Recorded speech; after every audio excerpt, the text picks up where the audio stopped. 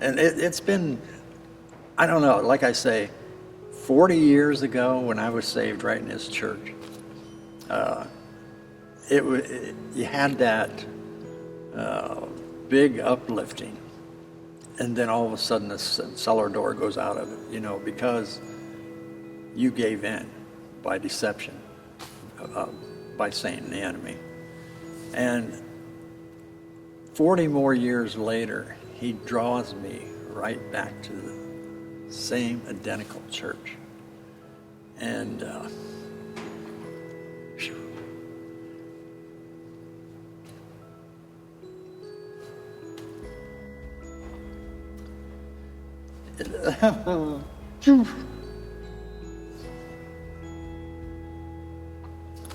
just blows your mind that all the stuff that we do in life, that's sin. And I look back and I said, man, I've lived 60 some years in sin, and then God comes back and just wipes it away. What an awesome God. But it's so much different now coming back. It's so lifting now. And he shows me miracles every day. I mean, I used to neglect it, and I, even looking back at my childhood, I could, because I was raised in a different faith. And I look back at those times from teenager to 20 years old to 30. I knew when he was calling, but I turned my back. And like I say, when I first got saved 40 years ago, that lifting, it was great. But this time, wow, I can try to tell people what it feels like, but there's no words to explain it until you go through that. It just,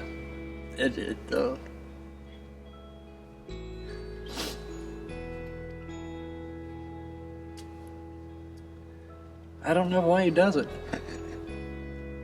Because he loves us. Yeah. That's one thing I'll never understand, the depth of his love for us. Just amazing. And the chances he gives us. And I'm going. And it was said that he'll wait all the way up till you take your last breath. And I'm going, man, why can't people see this? And then how many people are going to be lost?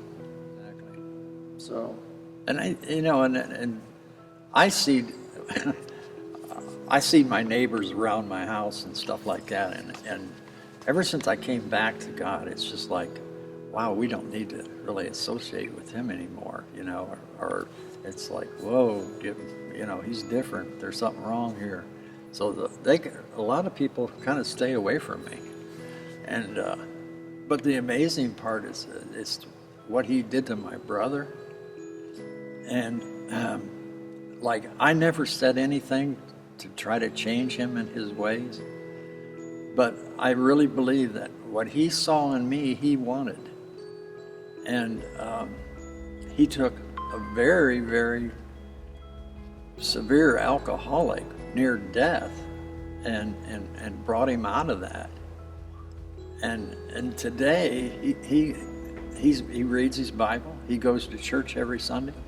Like I say, the power of people don't understand the power of a prayer and the power of the Holy Spirit. Man, it is something else. It is really something else. The power of a prayer is just, for almost a year, I thought, every time I pray, God is answering my prayer. And I'm going, wow, this is unbelievable. And then on the other hand, too, I get corrected every now and then by the Holy Spirit.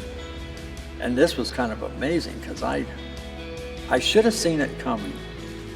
But when I get corrected by the Holy Spirit, it seems like it takes a day before it really bangs. and it goes, you did wrong, and this is how you straighten it back up and stuff like that. And that's the amazing part, is because we get corrected. And and when he calls us a child of God, that's what we are. We're a child. And we're this tall right now. And we're growing and growing and growing. Great. And I just can't say enough. Brother, I mean, if you had known him, I wish I would have video cammed him in the hospital. They had strapped him down several times with DTs, that he had DTs, and it's the instant shaking of the body. And it was so severe that they had to strap him down in bed. He couldn't even take a drink of water. I mean, they had to put a long straw in it so he could lean over to get it. And I think the last time, each time he thought he was only in the hospital for maybe overnight or something like that. But every time he was in, it was like 3 to 5 days. So his memory was gone. They call them wet brains. It's where they've drank so much that it affects the mind and they lose their memories. But to turn all of that around like what God did, wow. It's just, and I really truly believe he saw in me what God had done for me. Because I struggled with alcohol. And he took it away just like that. He took all of that. I don't know what drove me, well, I knew what drew me back. God drew me back, but I had no idea that he was going to draw me right back to this church here. And I still get this vision. I still get this vision of I'm coming back and I'm standing in front of the doors out front. And I'm just looking. And I still get a vision like that. And I'm going. And you can feel the drawing power of God bringing you. Because there was so many people to me that I let down, that were in the church, and now they're my age, we're in our 60s now and stuff like that. And I always thought, well, what are they going to think when I come back, and stuff like that. But people opened up their arms, Whew. Unbelievable. Because I ended up, in 2 years, I had 14 different things go wrong. I had a heart attack. I had a collapsed lung. I was a medical disaster. And I never thought of that, of being the factor. But now that I think back, God was knocking. And he was knocking at the door. And he said, it's time. And that. And ever since then, at one time in this medical part of it, I was on 14 or 15 different pills per day.